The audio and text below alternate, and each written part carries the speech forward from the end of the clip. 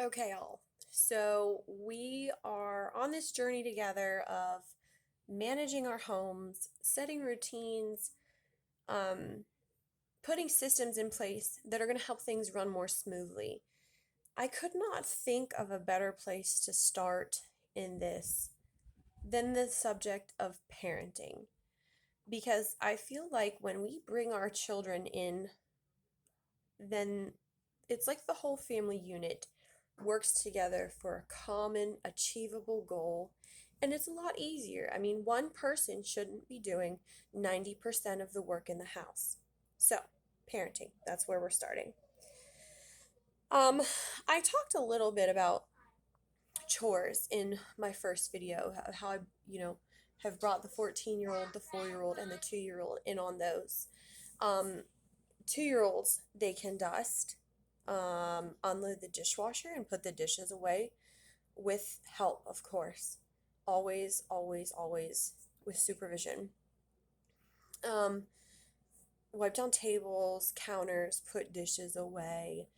Uh, she can even use the handheld vacuum, and I will sometimes have her and Peter switch, and they will go around the like walls, the floor walls.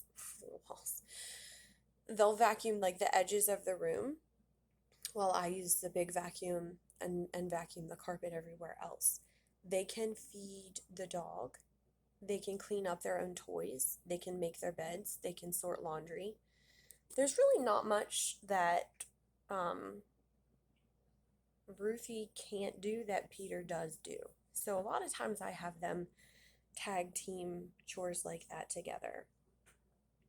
I think it's important to make each family member feel like they have contributions in the home. We operate as a unit, and um, that they need to pitch in. If in my mind, if you get to live here and you get to be a part of our family, then you get to help us take care of our home. You get to help us make it a home. Um, so that's just my thinking there. And they can also, I've noticed, they can water plants. They can do that really well, and it's fun for them. So let's talk about a couple of scenarios. And when I say this, you're either gonna like already be doing this, or when I say it, you're gonna be like, oh yeah, that makes sense. So, scenario number one, let's say it's 10 o'clock in the morning, your kids have had breakfast, and they've just been playing for the morning, and there's toys out everywhere, but now they want to color. Um, we don't move from one activity to the next without cleaning up activity one, right? And you say, that's all good and well, Stephanie. How do I get my kids to clean their crap up? Their toys are everywhere. Okay. I have to rehearse this to myself often because it is very natural for me to get frustrated, and I can be very much a yeller. But I say to myself, I refuse to yell. I refuse to yell. I'm going to keep calm, and um I'm going to let them suffer the natural consequences. And I'll get into that in a moment, but for now, we have to understand as parents, if you haven't been doing this up until now, and this is something that you're starting, your children are going to be upset and they're going to throw tantrums because they don't want to clean up their toys. They are not used to cleaning up their toys. And that's okay. It's okay that they're getting upset. We are not going to get frustrated with them because they are frustrated. We're going to hold their hand through this. We're going to be right alongside them because we know it's not fair to them. Well, we know it doesn't seem fair to them that they haven't had to do this, and now all of a sudden you're making them. Okay? Um, so we're not just going to let them hang. We're not going to bark orders at them. Clean up your toys now, or you're not going to blah, blah, blah. We're not going to bark orders at them. We're going to give them the clear expectation of what we want. Okay? So, Susie, Johnny, I would love to color with you guys. But we can't color until we clean up all the toys that are already out. And then they're going to start whining and complaining and I don't know how and oh, my legs are jello, and you're going to get a lot of that. What you do next is you're going to help them. You're going to show them how you want it done. If this is like beyond ridiculous, but if you separate all your toys by size or color or however you do it, you're going to show them where those toys go. Do it with them. And that's going to be a while. You're probably going to be working on that with them for like a month, maybe two. So you set the expectation, you're clear in what you say, and then you show them how to do it. And then finally, they'll be able to do it on their own. Now, ways that you can motivate them to get through this, there's that cleanup song that you can go to on YouTube, so you could do that. Sometimes we play Clean Freeze, where I will play a fun song for them on YouTube or even on my phone with a Bluetooth speaker, because once you turn the TV on, it's like they zone in, and then they have a hard time like turning it back off to that, because then they don't want to go color because the TV's on. So you could use your phone, Bluetooth speaker, whatever. Clean Freeze. So you play a fast-paced song, and you guys work as fast as you all can, and you pick up those toys and put them away, and then you press pause, and everybody freezes when the song is paused. And then you press play, and you do it again and again and again until there's no more toys. Kind of along those lines, and what my kids love to do is we play fast, slow. So I will clap my hands and I'll go 1, 2, 3, 4. Who can do more? 1, 2, 3, 4. Who can do more? And I'll chant that, and then I'll go slow it down, and then they'll like go so slow, like slow motion, and they'll put their toys away, and then I'll just 1, 2, 3, 4. Who can do more? And then they race and race and race. Another thing that I end up doing a good bit, because like I said, I have a 4-year-old and a 2-year-old, and everything becomes a competition, and oh, I wanted to pick that toy up, and I wanted to pick that toy up. I will assign colors. Ruthie, her favorite color is purple, so Ruthie, please go pick up all the purple toys.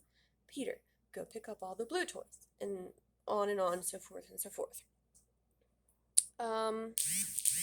And my last tip for this category, I would have to say, is always using when, then statements, because that's going to take the pressure off of you. I want you to clean your toys because I don't like it when they're left out. No. That's going to direct their anger toward you and the frustration toward you and make them think that you're the bad guy. Whereas when then statements kind of takes the spotlight off of you, and it's kind of like sets the tone, sets the goal, whatever. I said that was my last tip, but I actually have one more. Timers. Timers are great. I use a timer a good bit of the time. So we could pick up toys for a minute and rest for a minute. Or even like if you want to do,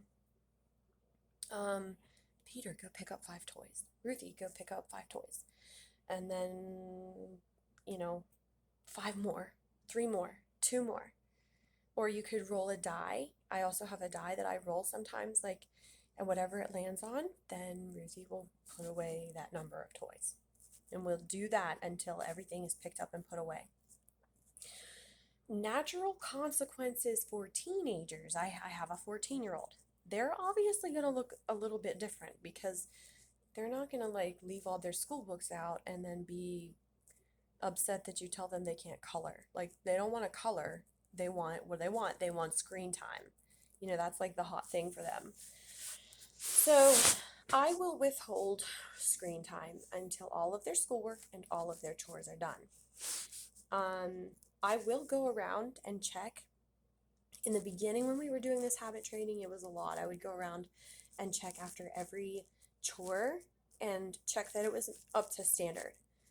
And if it wasn't, then you will go back and you will redo it until it is good. And then you can receive that reward. To me, it's all about delayed gratification. And I'm that way myself, too. I really try not to stay on my phone or to get on social media until later on in the evening when I've done all my chores. It's setting an example. Okay? So apart from screens, you know, you can birthday parties. Like, sorry, kid, you can't go to this birthday party because you didn't do your chores. Like that's totally acceptable. Or a trip to the mall, or, sorry, you're not going to get that new video game. Mm, whatever. Whatever it is that they want, I feel like there's always something that you can dangle over them. And kind of along with that, we don't believe in allowances. So you do not just get paid to live, paid to exist, and you don't get paid to do your chores. Like, nobody's paying me to be a mom. Nobody's paying me to cook dinner. So you're just going to contribute, and that is our expectation. And that's beyond home too. When you go out into the real world and you work your job, like, yes, you get paid to work your job, but those people who are valuable to society go above and beyond. They do more than the bare minimum. And that's what we want to teach in our kids. Those are the values that Greg and I have talked about that we want to build in our kids. Okay. Age appropriate chores for teens. They can do anything. They can take the trash down to the road, bed sheets, vacuum, fold laundry, put it away. Now, I don't have Aiden fold my laundry. I don't feel like that's right to ask him of that. He only takes care of his laundry. Clear on that. But they can do anything we can do. They can cook. They can, run the dishwasher, mop, shovel snow, rake gravel.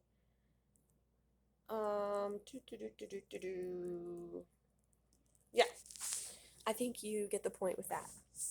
Now, when we're talking about devices and withholding them natural consequences, making sure that they're contributing, I cannot stress this enough, is that they should not have devices in their bedrooms with them at night. I know this is like a big unpopular opinion, but if you expect to have any type of